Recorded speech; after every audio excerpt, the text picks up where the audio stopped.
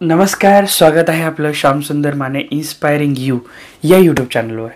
आज दिवसभरात मी हा व्हिडिओ बनवायचं ठरवलं होतं आणि नॅचरली आता इव्हनिंगला हा वेळ मिळाला, सो मी आपल्या सर्वांचं स्वागत करतो आणि या व्हिडिओला सुरुवात करतो आहे.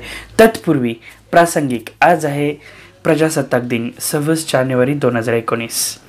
आज अवघा भारतवर्ष 70वा रिपब्लिक डे, ज्याला आपण प्रजासत्ताक दिन गणतंत्र दिवस म्हणून साजरा करतो. साधारणतः काय आहे या दिवसाचं महत्त्व? 15 ऑगस्ट 1947ला देश स्वतंत्र झाला. तिथून पुढं आपल्याला एका राज्यघटनेची गरज होती आणि मग तिथपर्यंत आपण 1935चा कायदा वापरत होतो राज्यघटना पूर्ण होईपर्यंत. 26 नोव्हेंबर 1949ला भारताची राज्यघटना, the longest written constitution of the world. तुम्हाला माहीत आहे का? बघा, आपली राज्यघटना ही या पृथ्वीवरची सगळ्यात मोठी आणि लिखित स्वरूपातली राज्यघटना आहे. The longest written constitution of the world, of worlds, not world, India. आता काय की जे पॉलिटिकल सायन्सचे विद्यार्थी त्यांना माहीत आहे, त्यांनी खूप सारा अभ्यास केला की राज्यघटनेची वैशिष्ट्ये, राज्यघटना दुरुस्तीची प्रक्रिया वगैरे वगैरे, खूप कॉम्प्लिकेटेड विषय आहे, पण महत्त्वाचा आहे. 26 जानेवारी 1950ला आपण ही राज्यघटना देशाला समर्पित केली. We the people of India, हे अमेरिकन कॉन्स्टिट्यूशनमधून घेतलेलं स्टेटमेंट आहे. आपण हे जे पूर्ण देश आहे हा जनतेच्या हाती स्वाधीन करतो. आणि तुम्हाला याची ब्युटी ही आहे, तुम्हाला राष्ट्रवाद म्हणजे काय हेही थोडक्यात सांगतो आणि आपल्या मूळ विषयाकडे जातो. राष्ट्रवाद याचा अर्थ आहे nation first, not me, not my caste, not my religion, not my political party, but the nation first. असा जेव्हा मी विचार करतो तेव्हा मी राष्ट्रवादी आहे असं म्हणायचं. ना तर माझ्या जातीचा, ना तर माझ्या धर्माचा, ना तर माझ्या पार्टीचा, ना तर कुठल्या गटाचा, ना तर कुठल्या समूहाचा. पण मी जर राष्ट्र प्रथम, नेशन फर्स्ट असा विचार करत असेल तर माझ्यासाठी मी राष्ट्रवादी आहे असं मला म्हणता येतं. Irrespective of any name of political party, कुठल्याही पॉलिटिकल पार्टीचा संदर्भ न घेता राष्ट्रवादाची ही संकल्पना मी तुमच्यासोबत शेअर केली. आणि मित्रांनो, एक शिक्षक म्हणून आपण खूप महत्त्वाची भूमिका निभावू शकतो देश निर्मितीमध्ये. Because teachers are the builders of nation. शिक्षक हेच पुढची पिढी घडवत असतात. A teacher's mistake is a generation's mistake असंही म्हणतात. शिक्षकाची एक चूक ही त्याच्या जनरेशनची चूक असू शकते. म्हणून शिक्षक हे अतिशय प्रामाणिक असतात, अतिशय कष्टाळू असतात, त्यांना खूप कामही असतं. शिक्षकांना काय काम असतं असं गमतीने काही लोक म्हणतात, पण जे शिक्षक काम करत नाहीत त्यांचा विषय सोडा. शिक्षकांना काम नसतं असं नाही, खूप काम असतं. एके दिवशी तोही मी व्हिडिओ बनवेन, duties and responsibilities of teachers. आज आपण काय व्हिडिओ बनवतो आहे त्याच्या अगोदर हा जो गटप आहे हा तिरंगा. आज माझ्या कॉलेजवर प्रजासत्ताक दिनानिमित्त हा मी बिल्ला लावून गेलो होतो, मस्तपैकी झेंडावंदन केलं, मजा आली. हा नेहमीच आपल्या सर्व भारतीयांसाठी आनंदाचा दिवस असतो. हा एक राष्ट्रीय सण आहे. माझ्याकडून इन्स्पायरिंग यू, श्याम सुंदर माने इन्स्पायरिंग यू या यूट्यूब चॅनलकडून आपल्या सर्वांना प्रजासत्ताक दिनाच्या शुभेच्छा. आज आपण काय करतो आहे? Effective teaching. आता मी असं कधीही म्हणलो नाही मित्रांनो की खाजगी अनुदानित शाळा जेव्हा इंटरव्ह्यू घेतील तेव्हा त्या इंटरव्ह्यूमध्ये डेमो घेतील असं अधिकृतपणे मी म्हणलं नाही, न कोणी म्हणलंय. पण जर घेतलेच डेमो तर काय स्ट्रॅटेजी असावी या संदर्भात म्हणून मी ही व्हिडिओ बनवतोय. असं समजू नका की डेमो घेतलेच जातील. हां, पण मला असं वाटतं की त्यांना जेवढे हर्डल्स क्रिएट करायचे तेवढे करतील, म्हणजे थोडक्यात डेमो घेण्याचा प्रयत्न असेल. आता इफेक्टिव्ह टीचिंग, ज्याला आपण प्रभावशाली ज्याला आपण म्हणतो प्रभावशाली शिक्षण पद्धती, काय असतं इफेक्टिव्ह टीचिंग म्हणजे काय? तर जेव्हा विद्यार्थी अतिशय प्रभावीपणे, तन्मयतेने, समरस होऊन जेव्हा शिकतात, लर्निंग करतात, तेव्हाच त्याला आपण म्हणतो इफेक्टिव्ह टीचिंग. आता what is effective learning? Wien it is meaning आहे तसं इफेक्टिव्ह लर्निंग सुद्धा आहे. मग इफेक्टिव्ह लर्निंग म्हणजे काय?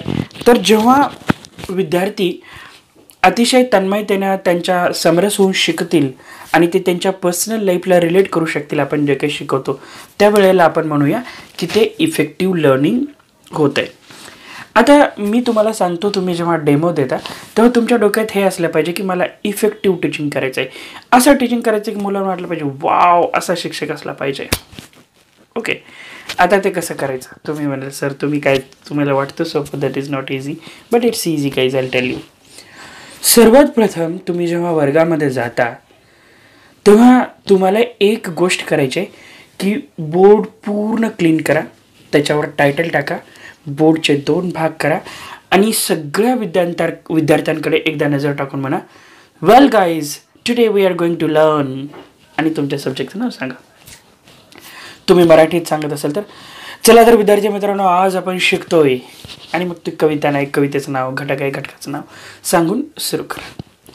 याच्यामध्ये आता इफेक्टिव्ह टीचिंगमध्ये काय काय मुद्द्यांचा समावेश असावा ह्याबद्दल सांगतो. तुम्ही जसं विद्यार्थ्याला आज आपण काय शिकतोय हे सांगतो, ज्याला आपण टीचिंग ऑब्जेक्टिव्ह म्हणतो. तुम्ही लेसन प्लॅन केलं असतील तर तुम्हाला आठवत असेल की teaching objective is most important content of the teaching and it's the beginning of the teaching, isn't it?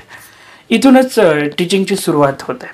So today we are going to learn हा एक स्टेटमेंट, विद्यार्थी मित्रांनो आज आपण शिकणार आहोत, हे स्टेटमेंट असतं. मिशन स्टेटमेंट आपण म्हणतो त्याला. काय म्हणतो? Mission statement. जसं टीचिंग ऑब्जेक्टिव्ह असतं तसं लर्निंग आउटकम नावाचा एक प्रकार असतो. लर्निंग आउटकम म्हणजे काय की माझं पूर्ण वर्ग शिकवून झाल्यानंतर विद्यार्थी काय शिकतील. आता उदाहरणार्थ मी आजच्या लेसनचं तुम्हाला लर्निंग आउटकम सांगतो. आजचा माझा ऑब्जेक्टिव्ह, समजा हा व्हिडिओ आहे, हा लेसन आहे, तर मी काय म्हणेन well guys today we are going to learn the method of effective teaching. हे झालं माझं ऑब्जेक्टिव्ह. लर्निंग आउटकम का असेल? Viewers will learn how to make effective teaching with the help of so and so points. म्हणजे काय? Viewers म्हणजे तुम्ही माझ्या मित्र जे पाहताय हे शिकतील की इफेक्टिव्ह टीचिंग कसं करावं, ह्याला म्हणायचं लर्निंग आउटकम. आता समजा मी आर्टिकल शिकवतोय, today we are going to learn a and the.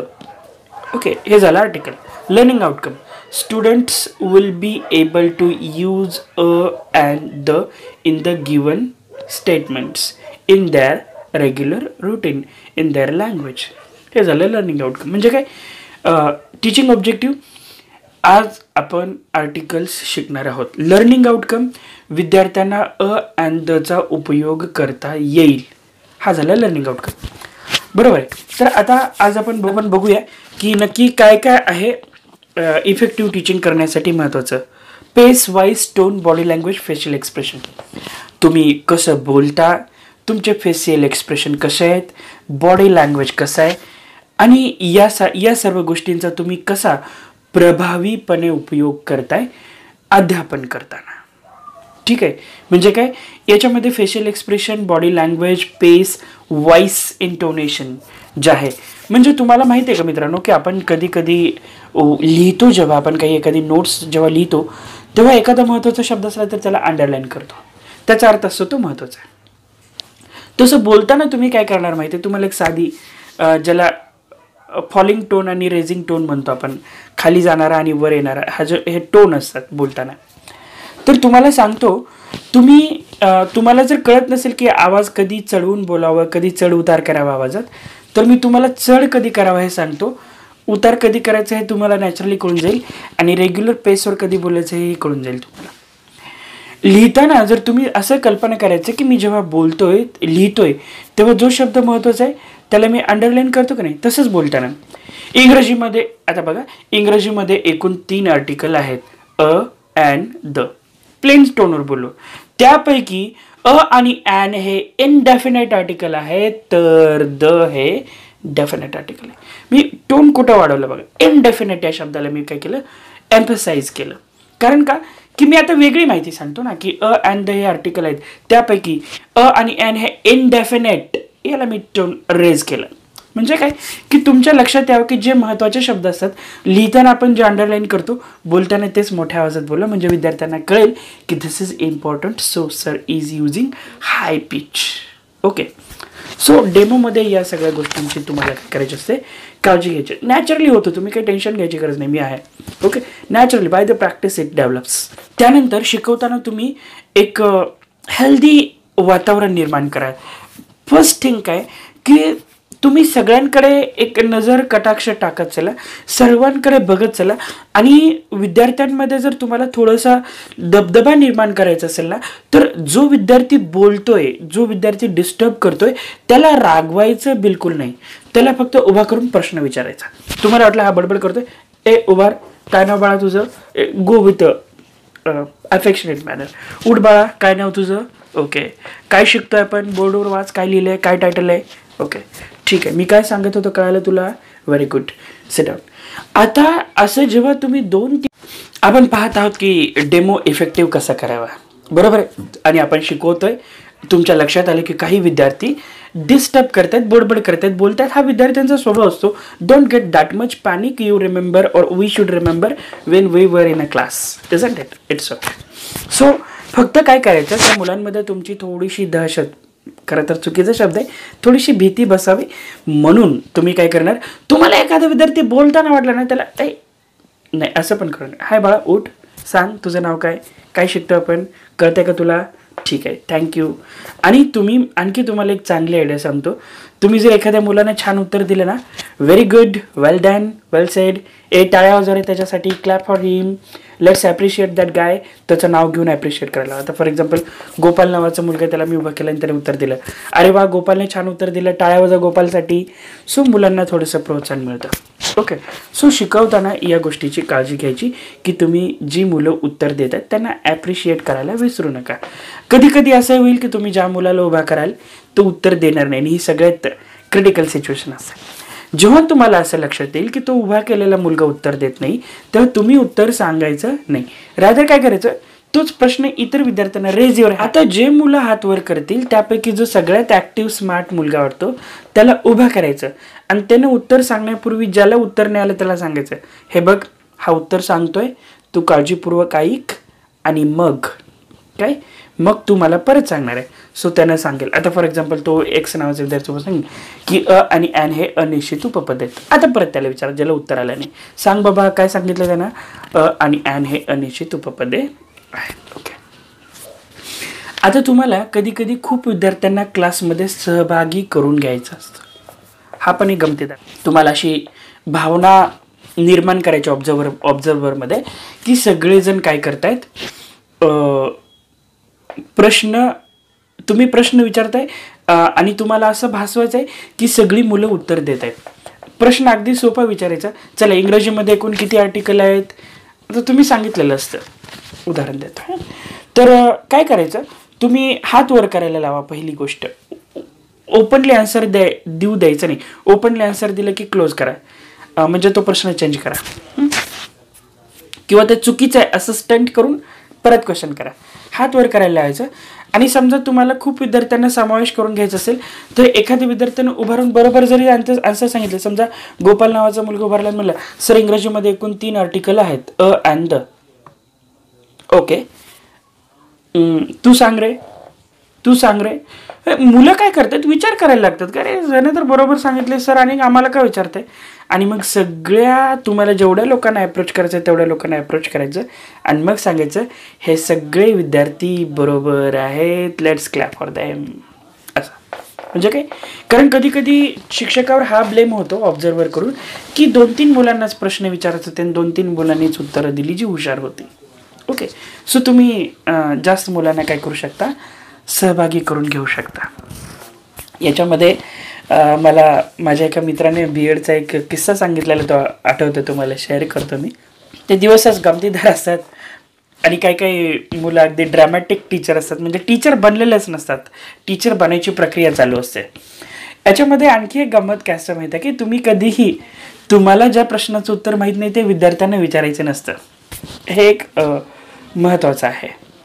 एकदा तुम्हाला गंमत सांगतो, मी ऑब्झर्वर होतो मंगळवेढ्यात, कुठेतरी आमची एक स्पोकन इंग्लिशची बॅच चालू होती आणि मला तिकडून कंप्लेंट आली की सर तुमचा जो ट्रेनर आहे तो काही छान शिकवत नाही, आम्ही तर तुम्ही शिकवाल असं समजून ही बॅच अरेंज केली होती, असं मला मंगळवेढ्याकडून फोन आला होता. एकदा कामगार कल्याण मंडळाची आम्ही बॅच घेत होतो. सो मी गेलो ऑब्झर्व करायला, बसलो. मी म्हटलं बघूया आमचे जे ट्रेनर आम्ही अपॉइंट केलेत ते कसं शिकवतात. सो मी ऑब्झर्वरच्या रोलमध्ये होतो आणि त्यांनी काय केलं, मुलांना काही प्रश्न विचारले. त्यातला एक प्रश्न काय होता की त्यांना इंग्रजी शिकवायचं होतं. मला कळालं नाही की त्यांनी हा का प्रश्न विचारला, पण त्यांनी प्रश्न विचारला पूर्वज्ञान तपासण्यासाठी की तुम्हाला माहिती आहे का अमेरिकेचे प्रेसिडेंट कोण आहेत. मुलं आपल्या ओबामा ते बराक ओबामा, ग्रामीण भागातले विद्यार्थी ओबामा असं म्हणले. त्यांना वाटलं ओबामा आपल्या मामासारखाच कोणीतरी माणूस असावा. सो न्यूजमध्ये टी व्हीमध्ये ऐकलेलं ओबामाचं ओबामामा झालं. सो ते म्हणले बरोबर. मी पण ऑब्झर्व करत बसलोय छान स्टाईलमध्ये. मी ऑब्झर्वर आपलं आहे. तरी पुढचा प्रश्न विचारला ओबामाचं नाव सांगा पूर्ण. I was shocked. Me observer आहे आणि त्यांनी पुढं विद्यार्थी आहेत 8वी 9वीचे आणि प्रश्न विचारला ओबामाचं नाव सांगा प्रेसिडेंटचं. मी धक्का बसला मला पहिल्यांदा तरी. आणि मनात विचारलं अरे ओबामाचं नाव तर मला पण माहीत नाही की. I was so test. My god, हा काय प्रश्न विचारला आणि लेक्चर कशाचं इंग्लिश शिकवायचं आहे आणि ओबामाचं नाव सांगा. आय वॉज लाईक, मी मनातल्या मनात फक्त एवढंच म्हणलं की माणसाने मला प्रश्न विचारलं ओबामाचं नाव काय, because I was also unaware of that. As usual असं झालं की विद्यार्थी इकडे तिकडे बघायला लागले. मी पण थोडं त्यांच्याकडे नजर मिळवली नाही. म्हणलं रे काय अवघड प्रश्न, कशाला विचारला हा प्रश्न या माणसाने मध्येच. मग थोड्या वेळ झाल्यानंतर कोणीच उत्तर देत नाहीत हे बघून त्या सरांनी काय केलं, ठीक आहे आपण इंग्लिशकडे जाऊया. आय थॉट हा तर स्टंट झाला. मग क्लास सगळा झाला आणि मग मी त्या सरांना थोडं फीडबॅक देताना म्हटलं पण काय हो सर ओबामाचं नाव काय होतं. म्हटलं सर मला पण माहीत नाही म्हणून तर मी क्वेश्चन चेंज केला. I thought my God. So विद्यार्थ्यांना असे जनरल नॉलेजचे प्रश्न कधीच विचारू नका ज्याचं उत्तर तुम्हाला पण माहीत नाही. घरून येताना याच्यावर थोडा होमवर्क द्यायला विसरायचं नाही. छोटा 1-2 ओळीचा द्या पण होमवर्क द्यायचा आणि थँक्यू असं म्हणून क्लोजिंग करा. मला सांगा हा व्हिडिओ कसा वाटला, कमेंट करा, लाईक करा आणि शेअर करा. याच्यापेक्षा छान गमतीदार व्हिडिओ मी घेऊन तुमच्यासोबत येतोयच. पाहत रहा श्यामसुंदर माने इन्स्पायरिंग यू हा यूट्यूब चॅनल. जय हिंद, जय महाराष्ट्र.